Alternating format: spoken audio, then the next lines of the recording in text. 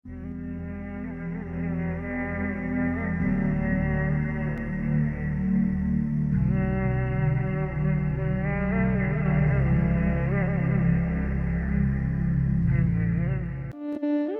tak bisa hukumi status seseorang, tak bisa hukumi iman dan baiknya seseorang, tapi kita bisa melihat tapak dan jejak kebaikan yang ditinggalkan oleh orang itu.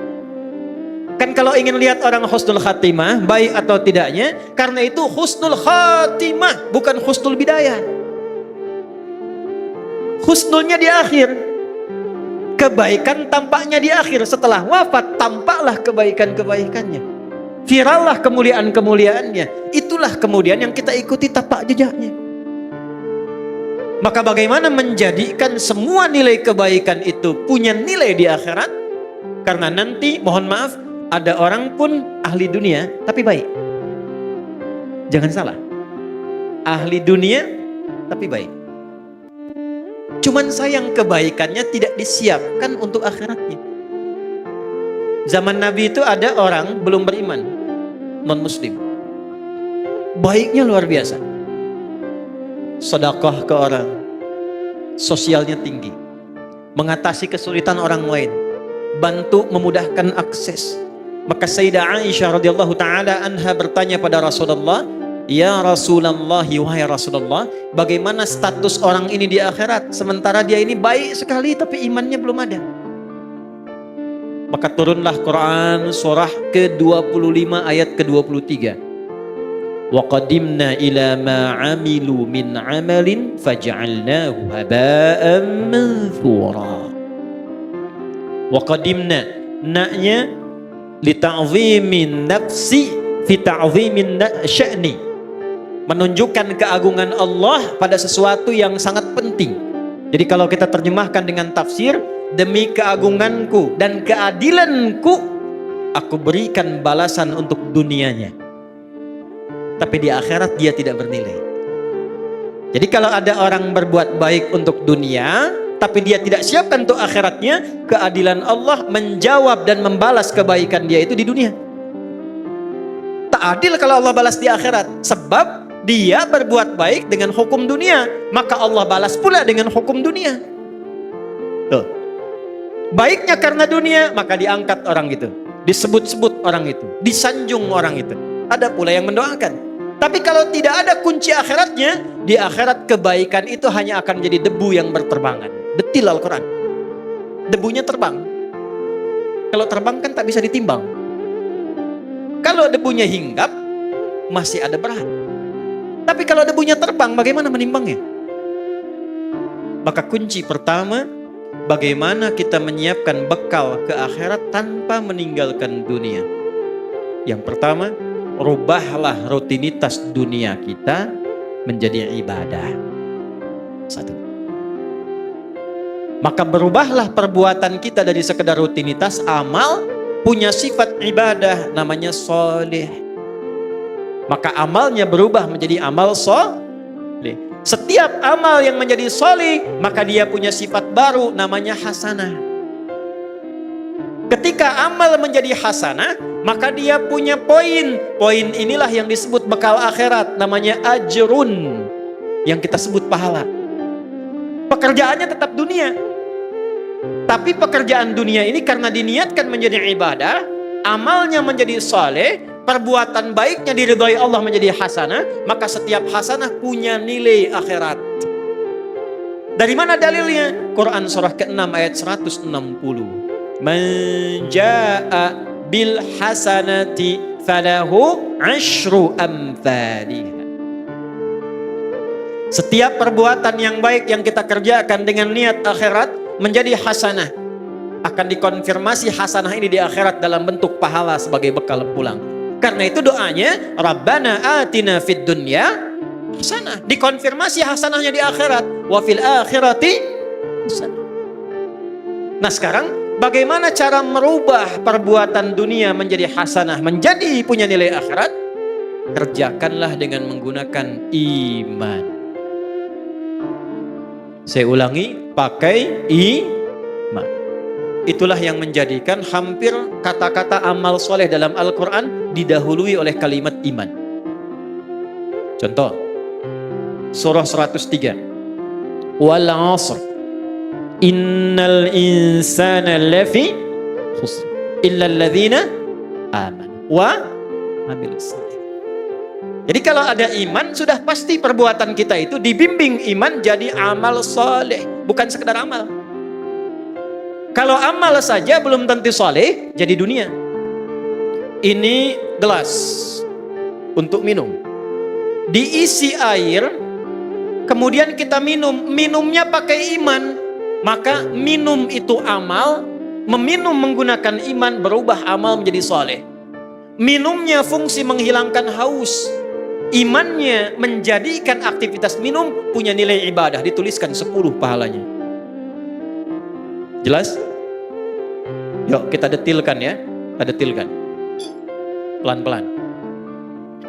Rubah kegiatan dengan menggunakan iman.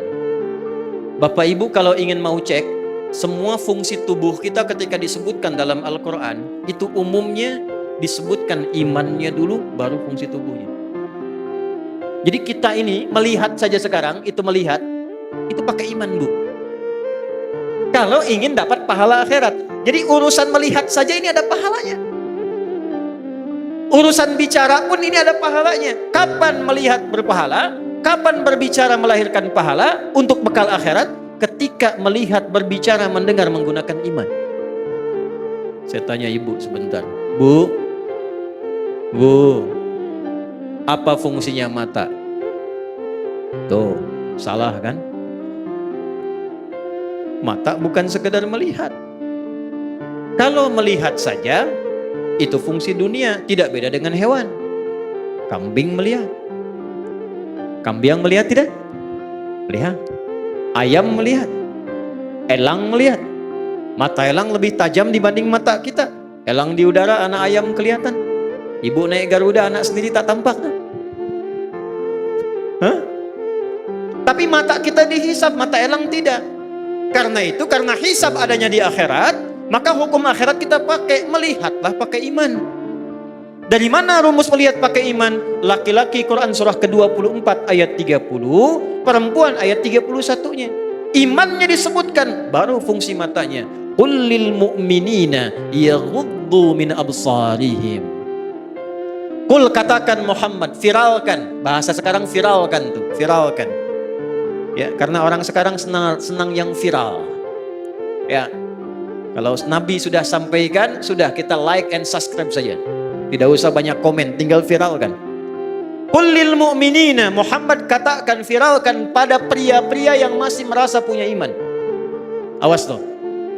Bentuknya, awas hati-hati.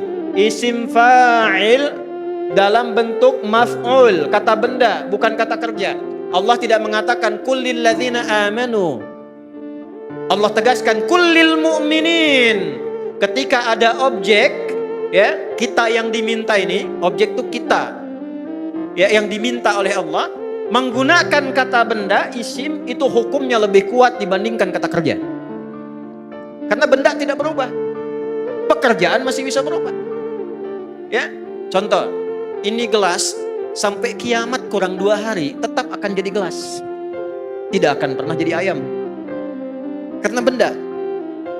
Tapi semua terkait pekerjaan, ya, maaf, termasuk masuk kepada sifat, karena dia unsur pekerjaan pasti berubah. Sayang itu sifat yang masuk pada kata kerja. Orang tua sayang pada anak, diberikanlah pelukan, diberikanlah senyuman, pekerjaannya itu. Ya, tapi sayang itu tidak selamanya akan sama. Coba ibu saya tanya, suami ibu dari awal nikah sampai sekarang sayangnya sama nggak? Ah, kencang tuh, tidak. Ke masjid itu berangkat pekerjaan, bisa ada orang semangat, bisa ada orang lambat, tergantung motivasi. Tapi kalau benda tidak berubah.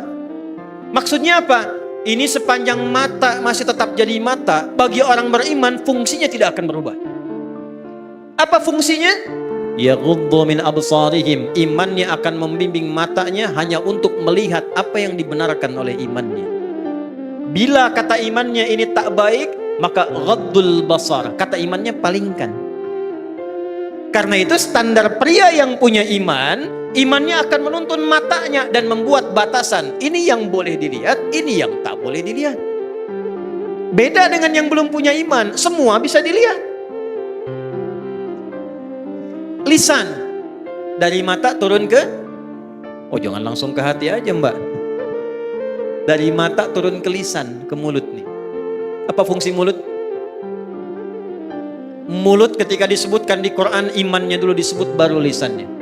Ya ayyuhalladzina amanu, imannya dulu. La yashar qaumin qaum, la yaghtab ba'dukum ba'da. Nabi kuatkan, man kana yu'minu billahi wal yaumil akhir, imannya dulu. Falyakul khairan aw liyas. Ternyata mulut fungsinya untuk berkata yang baik-baik kalau punya iman. Jadi kalau kita bicaranya dituntun oleh iman, setiap bicara kita dituliskan pahala itu untuk bekal pulang. Jadi pahala itu bukan hanya dalam sholat, pahala bukan hanya dalam zikir. Setiap kata-kata kita zikir, setiap langkah kita itu zikir. Kalau diniatkan lillah untuk ibadah, itu ada pahalanya.